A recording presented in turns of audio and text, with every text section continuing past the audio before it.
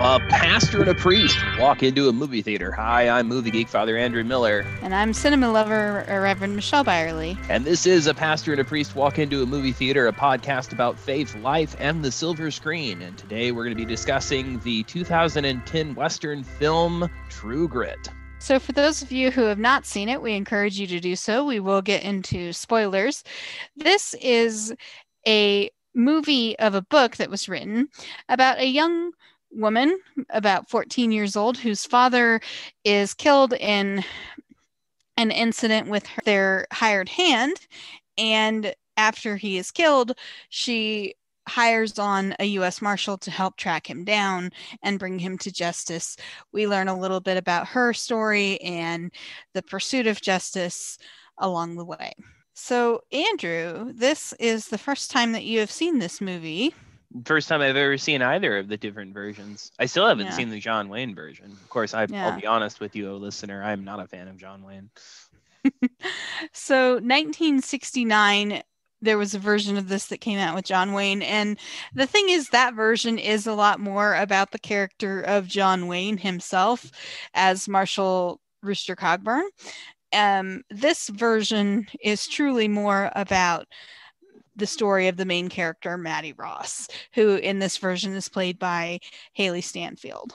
And indeed, of all of the characters who demonstrate true grit, I would say that she's the one who demonstrates true grit. For a 14-year-old girl, she, and perhaps my even saying it that way betrays the sense of sexism on my part, she is an extremely suave negotiator and certainly knows how to manipulate people quite well. And I mean that in a good sense. Yeah, she is quite remarkable in the sense of expectations of what a young person would do, and particularly a woman. So those are two things that she's kind of facing about how the world perceives her. And yet, yes, she is the one who attends to her family's business. She is the one who kind of runs things. And we can kind of get into that a little bit, because there is a sense in which, having served in areas that are heavily farming and ranching, women do have a role in that work and life, and they just kind of have to pitch in. And in the days that the story is set, certainly women would have had to pitch in some ways, but there's definitely still a sense of what is a woman's domain and what is typically a man's domain. And so part of her story is her being who she is and how others perceive her as she gets involved in this story along the way. And we'll talk a little bit more about her arc as we go along. But that is definitely one piece of the story, for sure. It seems she has two strikes against her. The first, of course, being that she's a woman, and the second, of course, being that she's a child. Right. I think it's the second strike that is the reason why most at the beginning of the film don't take her seriously. Well, it's the primary reason why folks don't tend to take her seriously. I think that the fact that she is a girl, a woman, is implied as the fact that she is a girl is a secondary strike against her. And I think you see this in some of the dialogue. For instance, there's a subtlety by which LaBouffe, in the scene in which we are introduced to him, says, "I thought about stealing a kiss," and sort of plays on her femininity. And yet, the reason why he and Rooster Cogburn do not take her seriously is because she's young. That's the primary reason, not because she's a woman. Yeah, and it's interesting that you talk about this concept of two strikes. I think that is one advantage that modern justice work is really getting into, this concept of what we call intersectionality.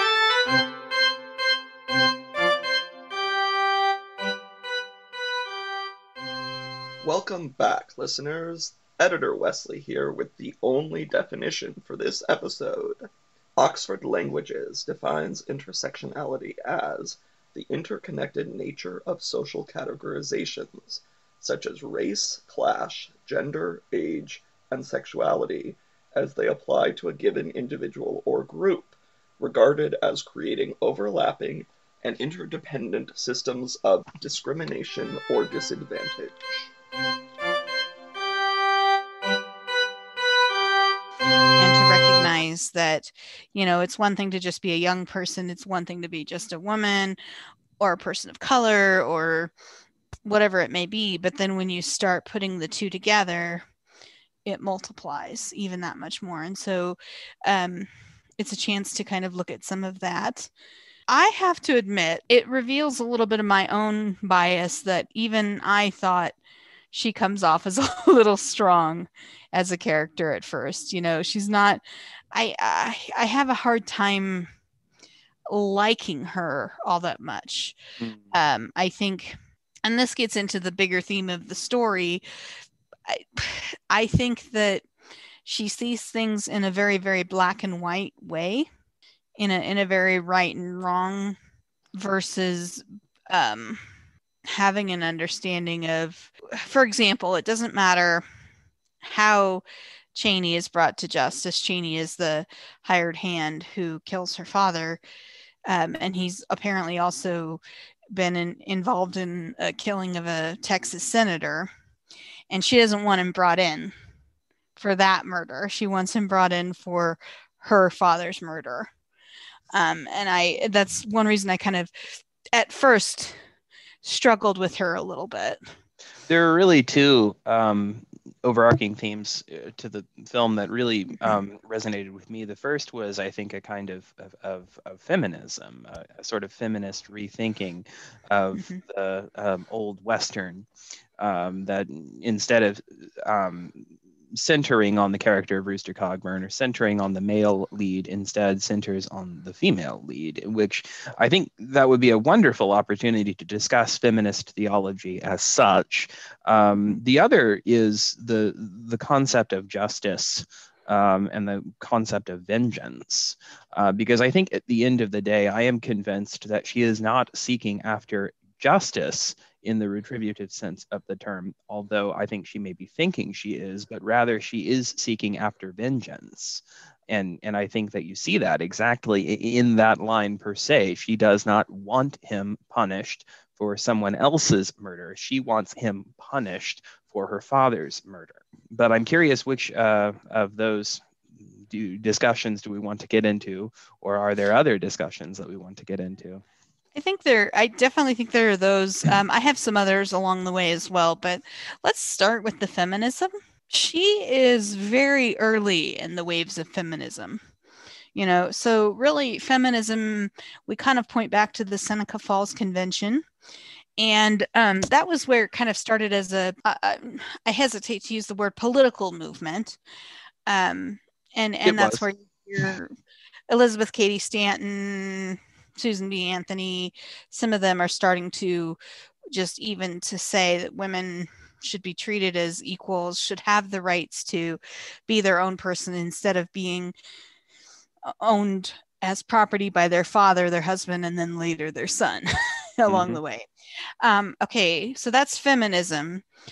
Feminist theology then is looking at what scripture has to say about the role of women, about how we understand the role of the feminine within God, and looking at whose stories are told in the scriptures, whose stories are not, who gets names, who does not. There are a number of times in the Gospels, particularly where, it's just the woman with the hemorrhage, or the women who went to the tomb after Jesus's death. Sometimes we get their names, sometimes maybe not necessarily. The Samaritan woman, a lot of times they're just given these characteristics, but they're never given a name and an identity. And dear listener, I'm going to give you a little, hold on to your hats, some of you, although if you're listening to me, this may not be as big of a shock. The Bible was written and recorded through a patriarchal lens, through a male-centered lens. And there is a sense in which I think it has one foot in the door of its patriarchy and one foot in the door of a world beyond its patriarchy. Mm-hmm. Yeah, because there's a contradiction for me. Because Paul says there's neither Greek nor Jew, neither male nor female, and there's this hope of moving beyond, like you say. And yet, there have been times when Paul has been used against women. Mm-hmm. Wives, submit to your husbands, but we don't talk about husbands, love your wives, and both submit to Christ. And women keep silent in church. Yeah. And so I'm like, for me as a pastor, I've heard those. Not keeping so much silent in church there, Pastor Michelle. Oh, I know. I'm getting out there and my head's uncovered. Oh, jeez. Yep. God forbid that I actually speak up. Mm-hmm. And by the way, I'm actually unusual as a pastor because I don't wear makeup. Because there's a lot of times that the expectation of women is that they should wear makeup and look a certain way in the pulpit as they're preaching. I refuse to wear high heels. I can't. I have an old knee injury and it just would not be good for me. And so, it's interesting how even as women have expanded their roles, even then there's still an expectation of how we do that. The role may expand, but then it kind of creates a new box that we're trying to be in. And then I think about, so Maddie, when she is wearing her outfit to hit the trail, she wears something that I would argue is fairly masculine in design, and it kind of and that has been one wave of feminism as well, to kind of say, okay, we have to think just like a man to be treated like a man. Whereas my generation of women has been given the opportunity to forge our own path and to say, I am going to be the most authentic if I can be myself. I don't have to try and look and act like a man to lead authentically. That we are valued in and of ourselves as women. Where do you see feminist theology most expressed in the movie? Good question. I think just for me, just the fact that Maddie is having a role and a place in speaking about these issues, that she is an agent in her own life and that she is taking that authority. I think about towards the end as she's reflecting on the experience of things. The act of reflection is sort of a theological task to seek and make meaning of one's life. And she likes to defy conventions. Mm-hmm. She talks about how she is a middle-aged woman who is unmarried, which in that day would have been almost unheard of. I am almost 33 and unmarried and serving in a church and living on my own. And even today, that still feels strange because as late as the 1970s, I wouldn't have been able to have my own bank accounts. I wouldn't have been able to have purchased my own vehicles. There's just a lot of things that I wouldn't have been able to do on my own. I think Maddie relishes. I didn't see her last reflection in the last part of the movie as a lament. I saw it as her relishing the fact that she was unmarried. And it was another way in which she could say, the heck with you, convention. Like, I do not mind being what some might call an old maid. Mm-hmm. Yeah, I think she said the bitter old woman, but I think you're right. She takes it as a and kind of thing. Okay, so we said feminist theology, and then I was trying to think of the other justice. Was it justice versus vengeance was another area we were going to go with? Indeed, I think that's probably the most profound aspect. Well, of course, if as I say that, I'm certainly looking at that through the lens of being a man. So, yeah, I mean, so it is interesting. We are kind of asked to define, what is the distinction between justice and vengeance, and I think it's something that we have talked about in our pre-conversations, and we didn't do the last attempt at recording this.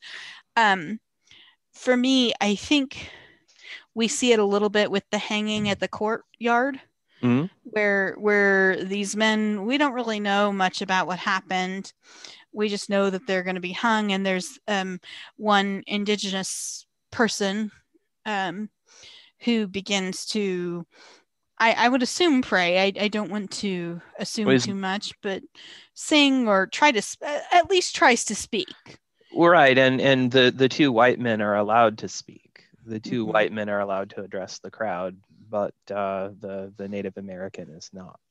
He begins, and to me, that is an injustice. That is a justice that is seated more in vengeance and retribution rather than in grace and restoration. Well, it's interesting. I think that there are different ways of defining justice. There's justice as retribution, which emphasizes simply the person of the offender. It's not about the one offended, it's about the offender, him or herself.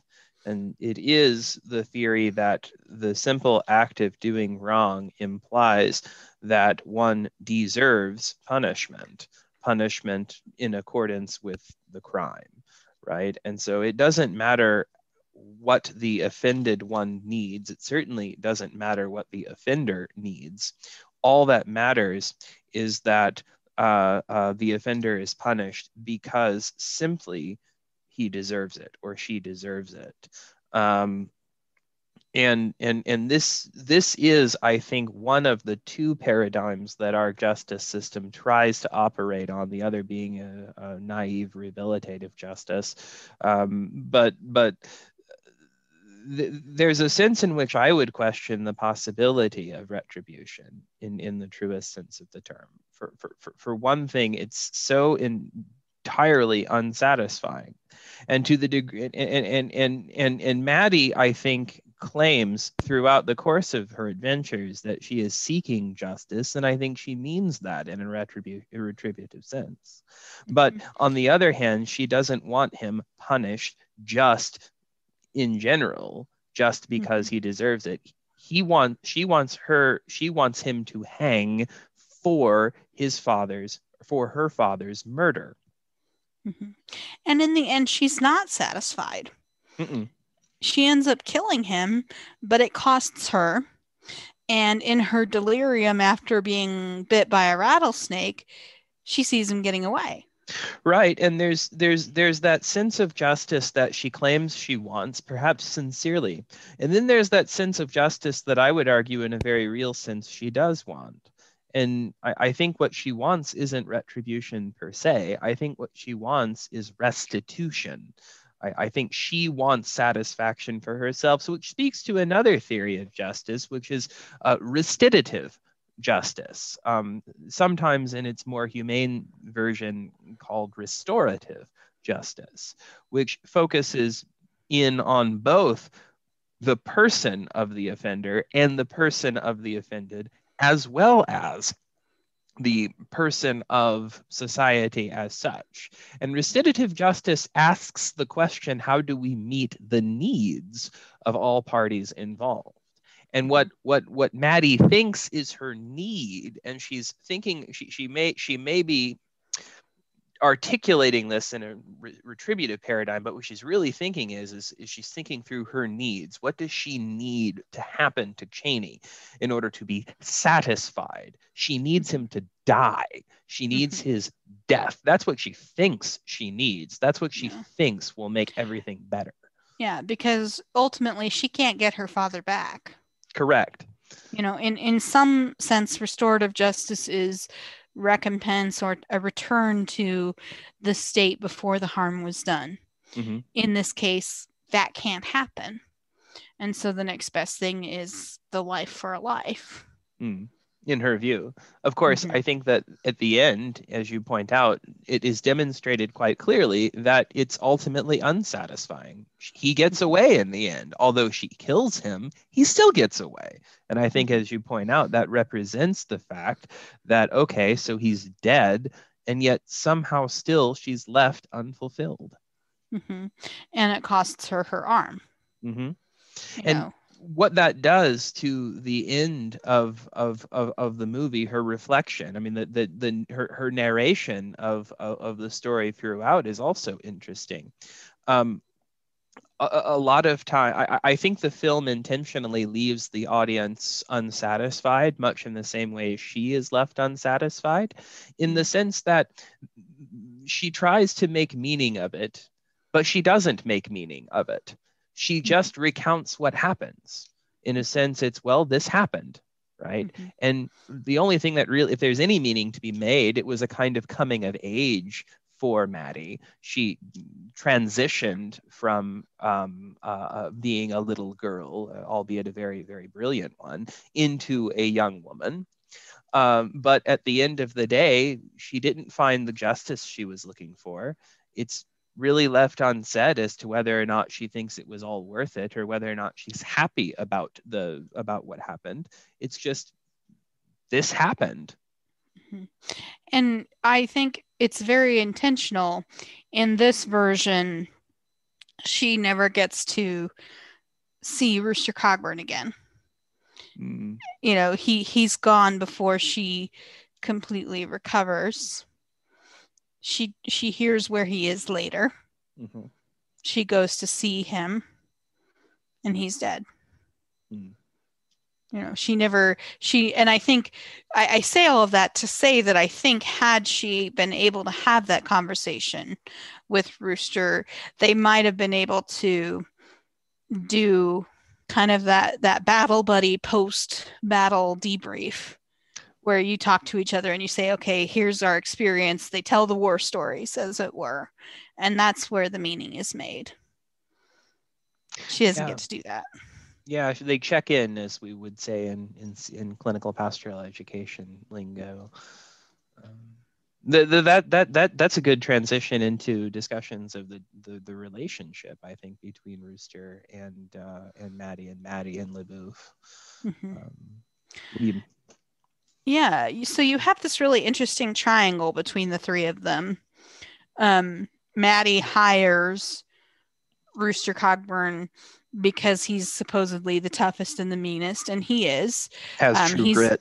Yeah, he's very brutal, you know, and I think that goes back to our conversation about justice too. You know, he denies treatment for a wound. He promises a proper burial, but basically just kind of leaves him for the wolves. There's just some things that he does that are we meet him at the courthouse as he's trying to explain how he apprehended someone, and it's a story that's not holding weight. You know, you know that he's basically not acting within an ethical way. One wonders, and I still can't figure it out after seeing the movie, one wonders what his motivation is.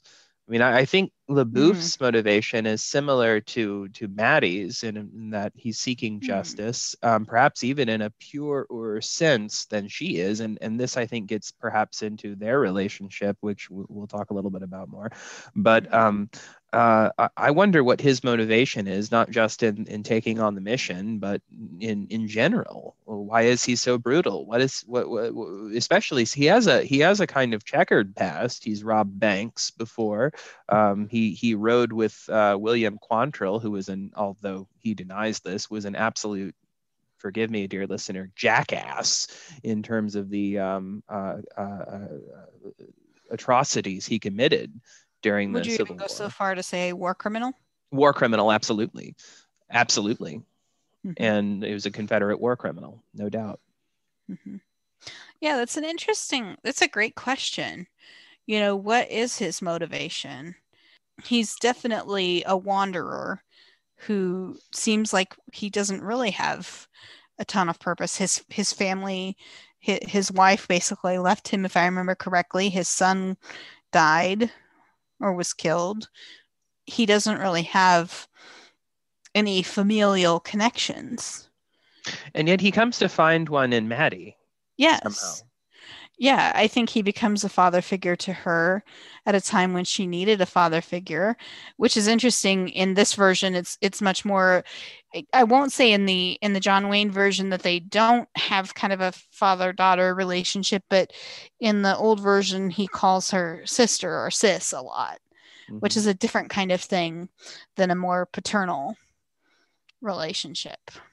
Yeah, that's how I understand. I mean, that's how I understand those scenes where they're riding together. By this time, LaBouffe is off doing his own thing, and they're riding, and Rooster is sort of just telling his story, sort of, and he's mostly drunk, but he's telling his story just kind of off in the wind, and he's telling it to her. On the one hand, it's for the audience to get a little bit of background on him, but on the other hand, I think he's really trying to let her get to know him, that he wants a kind of relationship with her.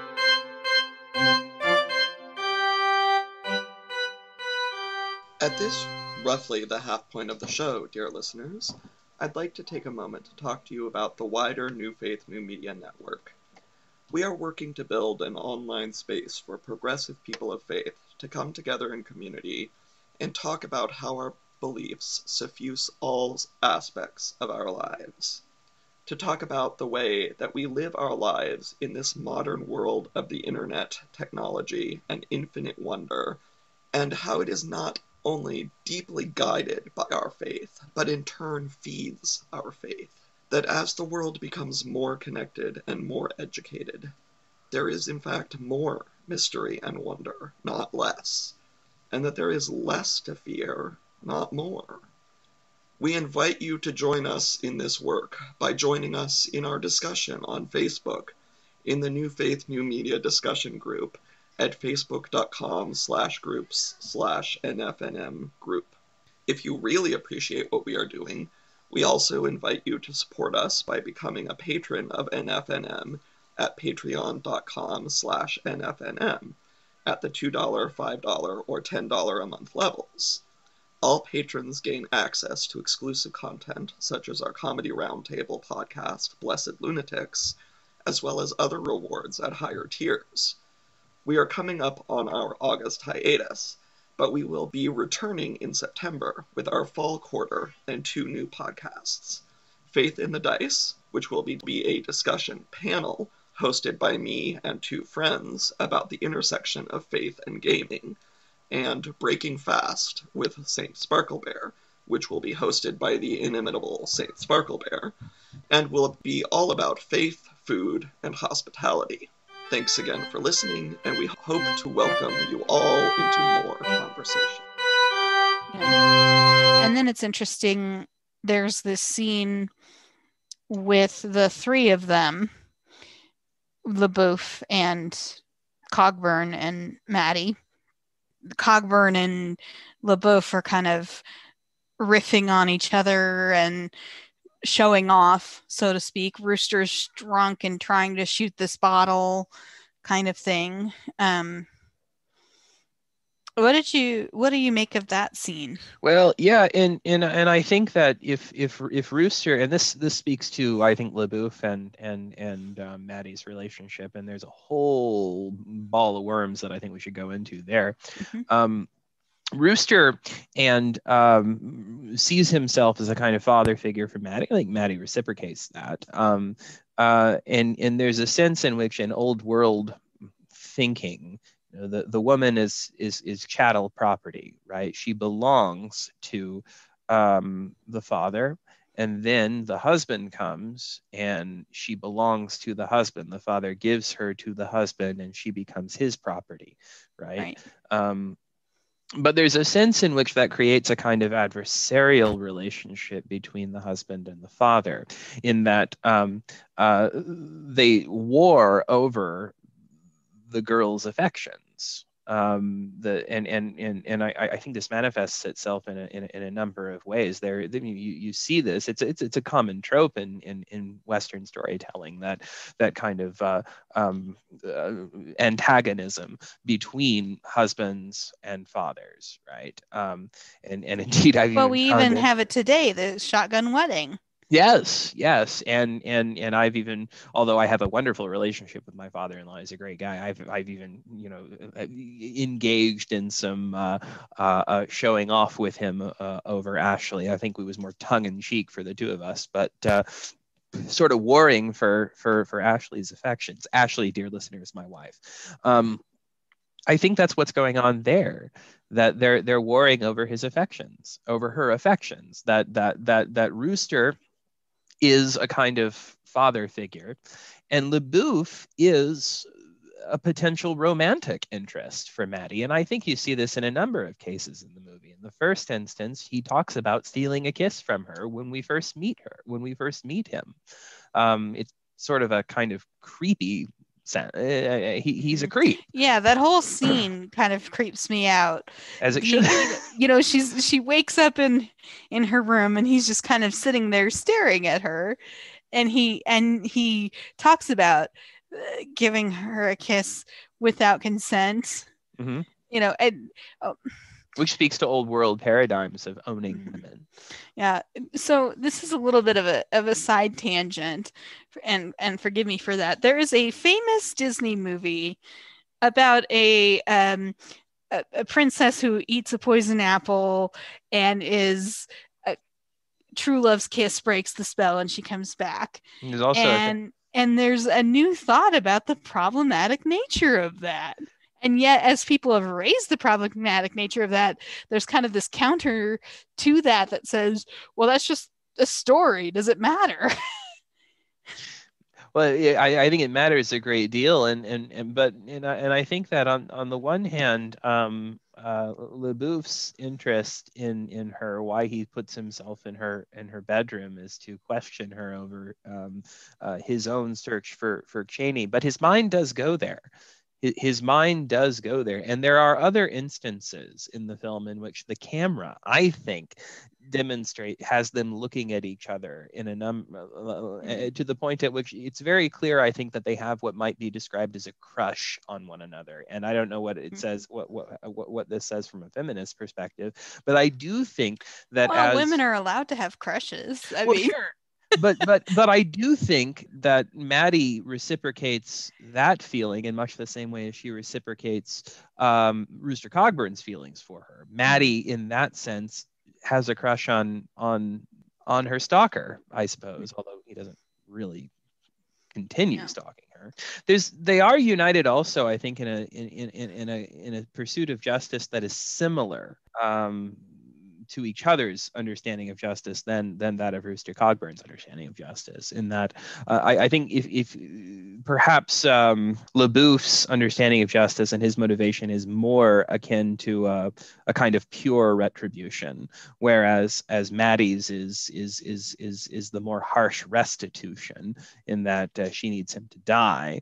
But they are both motivated by a sense of justice, and I think that also brings them together. And it's interesting. So it's interesting how in the course of the movie, there's kind of at different times the three of them work together. At times Maddie works more with the LeBouf. Sometimes she works with Cogburn.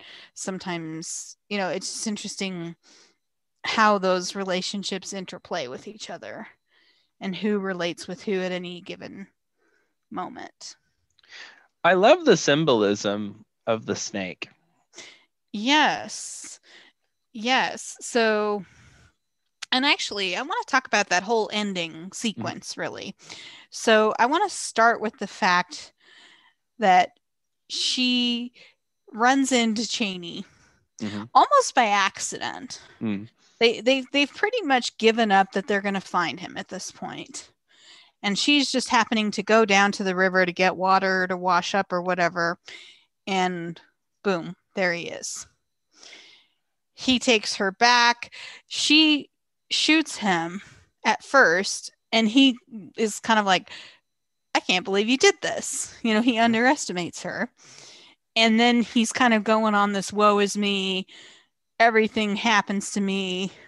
He never takes responsibility, which I think is kind of a key to understanding the story of the snake in the Garden of Eden. Mm-hmm. Because to me, Adam, when God comes to the garden, Adam and Eve have hidden. God finally calls them out and says, Adam, did you eat the fruit of the tree? No, No. the woman made me do it. You gave me the woman. It's your fault. Yeah. And then, woman, did you eat it? No, the snake made me do it. Yeah. Which gets us into, so then that gets us into this symbolism of the snake and how, they think, there's this whole bit of, in the camp scene, they put a rope around and it's like, well, you don't really need to worry about that because it's so cold and they haven't woken up yet. Well, she falls into this pit and a snake wakes up and bites her, Mm-hmm. which is deadly. It could have killed her. She ends up losing an arm.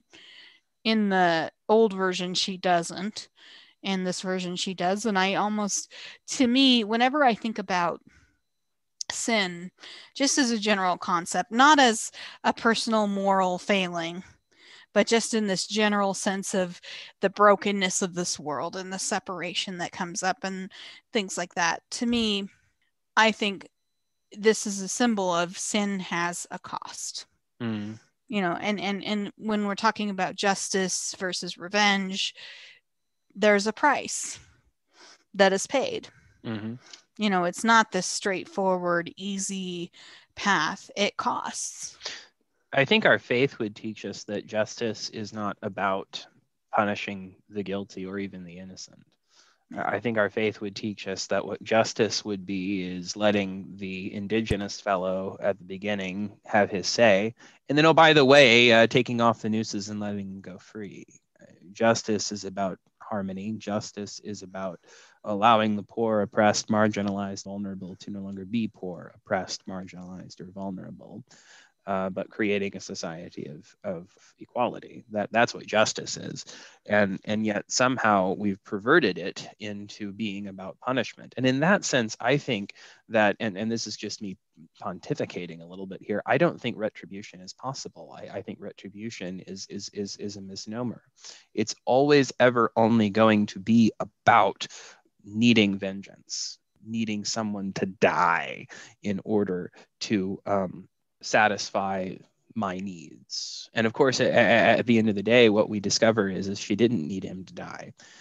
She got that, she killed him, but at the end he gets away, and in the end she loses an arm, and in the end the entire enterprise is unfulfilled. So in this framework, ultimately Jesus becomes the way of stopping the cycle? I think so. There's a theory of atonement that I'm partial to called the last scapegoat theory of atonement, which is the view that Jesus dies as the last scapegoat. In other words, Jesus's death reveals what it means to scapegoat people. And all of history is about scapegoating.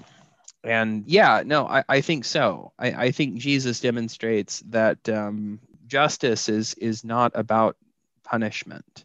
Justice is about restoration of cosmic harmony. That justice is about the establishment of a society in which the guilty are forgiven and not punished. Of course, what Maddie demonstrates, and what I think those of us who have that naive view of justice that I just expressed, is that is not easy, because when someone is hurt, it's not easy to forgive. And of course, Right. there is no forgiveness in this film. Maddie doesn't forgive Cheney. Maddie doesn't, and I wonder if at the end of the day, Maddie would have walked away from the entire incident with an arm and a lot, with two arms, and a lot more whole and fulfilled in the sense, had she found it in her to forgive Cheney. On the other hand, she doesn't. And that expresses, I think, the truth that forgiveness is hard. And one of the ways, for instance, that I think the church oppresses people is that it kind of manipulates and goads those who are hurt into forgiving their oppressors and their abusers. Yeah. Well, and I think it's easy to say forgive.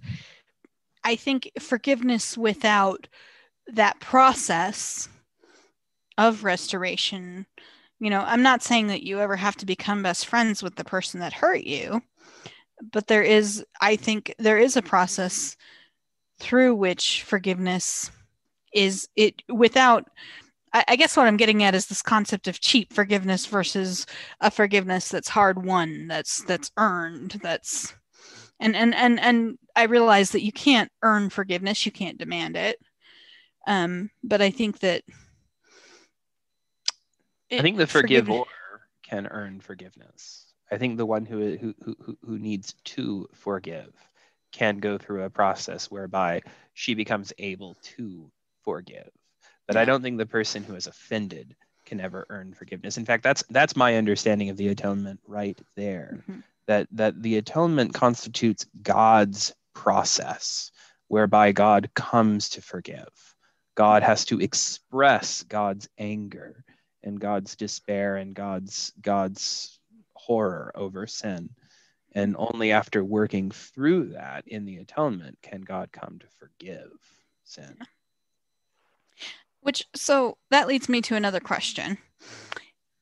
Given what Maddie and Rooster Cogburn and LaBeouf believe about justice or retribution, whatever terms they might use implicitly, they don't really talk about it directly so much, but given that, what then could that point to for how they then come to understand God? What kind of God does Maddie have? I don't think Maddie has a kind of God. In fact, I wonder if the entire story is atheistic, which is odd given the use of hymns in it. Because I wonder if, well, I mean, she invokes God in her quest. She has a kind of naive understanding of God, but at the end of the day, I don't think there is a tremendous amount of theological growth in the three characters. I think that's okay. I mean, I think there's growth in other ways, but I think that they are attached to a very, very worldly understanding of justice. Yeah. And they never break that. They don't have a deeper sense, a sense of justice that's born out of what God reveals. Though there are definitely ways in which, and I'm not sure quite what to make of this, there are definitely ways in which Christianity rears its head in the course of the movie. The bastard and the Methodist, or excuse me, the Methodist and the son of a bitch, which, by the way, I think we should rename this podcast A Methodist and a Son of a Bitch. But there's that sense in which the man who asks Rooster and Maddie to bury him has a kind of a very, very deep faith, even though he's a criminal. And his brother's a circuit rider. Yes.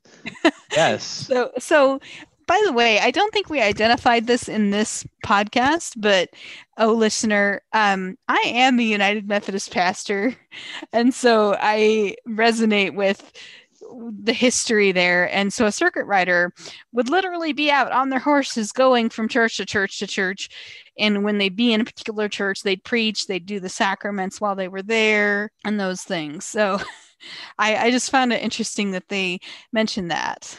No, and he says, I'll be on the road to glory before he dies, or something akin to that. He says he believes he's going to heaven. And Maddie has a really hard time with how he's been treated. So she gives him a cup of water. She tries to comfort in as best a way as she can. Rooster asks, so the two criminals, one of whom is the brother of a Methodist circuit rider, are hiding out in a shed. And Rooster asks, "Who's in there?" And the other criminal goes, "A Methodist and a son of a bitch." And so that's why I Oh yeah, it's a funny line. Yeah. So I think we should rename the podcast "A Methodist and a Son of a Bitch." What do you think, Michelle? I like pastor and priest too. I do too. So,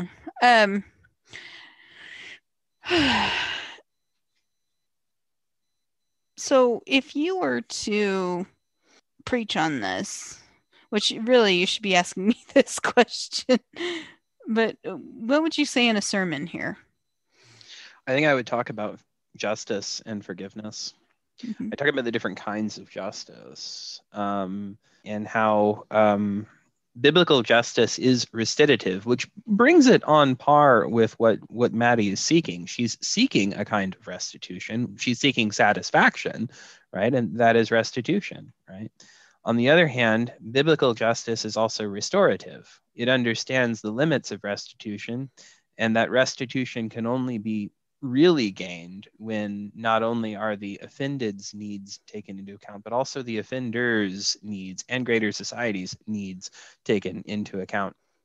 And when we understand that ultimately it's not about punishment per se, it is about reconciliation to the degree that that is possible. On the other hand, I would also talk about the ways in which reconciliation, I mean, Christians love to throw around the term forgiveness, but I think, and we underestimate just how hard it is to forgive someone who has truly hurt us.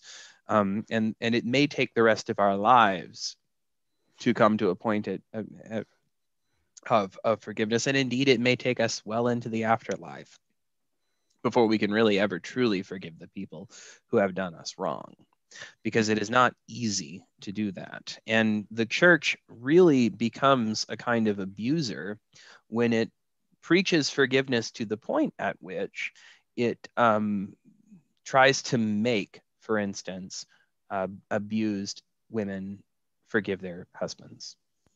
Yeah. Well, yeah, often it's those in power saying to those who are powerless, you have to forgive me. Yes. Yeah. And there may come a point at which that is true, but that is not to the exclusion of vindication, the vindication of those who have been disempowered. And Right. if we say that forgiveness must precede vindication, then in essence, we're creating a theology of glory rather than a theology of the cross. So I think for me, I would talk about the cost of hanging on to vengeance and what that does to our soul. I would talk about this sense of even if you are not the one who has committed sin, it can still have an impact. It can still affect you.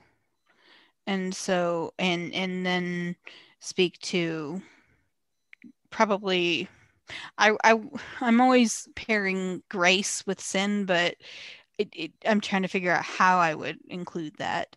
There isn't a lot of grace in the film. Yeah. So like, I wonder what it would look like. Where would grace play a part? And I wonder if grace would be choosing a marshal who brought his people in fair and square, unharmed. I wonder if grace would be to say to LaBeouf, okay, go ahead, go after him. Yeah, I'm chewing that over. You're hearing me think out loud, oh listener. So, but I think, yeah, definitely the concept of justice versus vengeance, the cost of that, of carrying that, and she doesn't have to do it alone. There's a story that comes out of Iran of a man about to be hanged for murdering a woman, and as he's standing on the gallows, and occasionally they will engage in public executions in Iran. As he's standing on the gallows, the mother of the woman whom he murdered comes up to rushes past the security, comes up to the gallows, throws her arm around the man, and insists that he be set free. And apparently, in Iranian jurisprudence, the victim's family has the right to do that. and so his sentence is commuted. And to me, that's what grace is. Now, again, there's a dialectical tension between that and the fact that the mother is truly offended by what this man did. Because it's interesting, I would not regard what Maddie does for the criminal, the Methodist criminal in that shack. I would not regard that as grace, because she's the care that she shows for him is an abstraction. He hasn't offended her, right? So That's it's a fair easy point. enough. It's easy enough for her to care for him and to comfort him.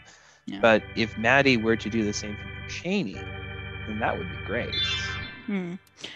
Yeah, that's fair. It was an act of mercy. Mm-hmm. We'll say it that way. Mm-hmm.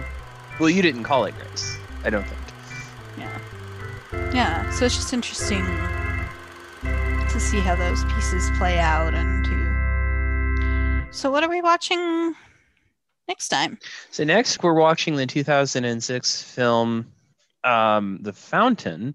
It's a drama film, and neither of us have ever seen it. It's a request from one of our colleagues in New Faith, New Media. It's actually the host of our sister podcast, Faith and What Resonates. It's one of her favorite films. It's directed by Darren Aronofsky. It stars Hugh Jackman and Rachel Weisz. All three of those names are absolutely outstanding the movie industry. But I've never seen this film, and I have no idea what it's about. I think it'll be interesting. Mm-hmm. So, well, thank you so much for joining us today on Pastor and a Priest Walk into a Movie Theater. We were edited, and definitions and scripture readings were provided by Wesley Morrison Sloat, and our music was composed and recorded by Gail Gallagher. A Pastor and a Priest Walk into a Movie Theater is a production of New Faith, New Media. If you like what you've heard here, please check out NFNM's other podcast, Faith and What Resonates, hosted by Gail Gallagher. If you really like what you've heard, please like the New Faith, New Media page on Facebook and consider becoming a Patreon of NFNM at www.patreon.com/NFNM. Patrons gain access to our private comedy roundtable show, Blessed Lunatics, in which the hosts of both podcasts, along with editor Wesley, riff on a variety of subjects and seek to access the divine through laughter. And let me tell you, that is a fun time. Thank you very much. Tipsy too. Yes. So thanks for joining us, and we will see you in the movie theater.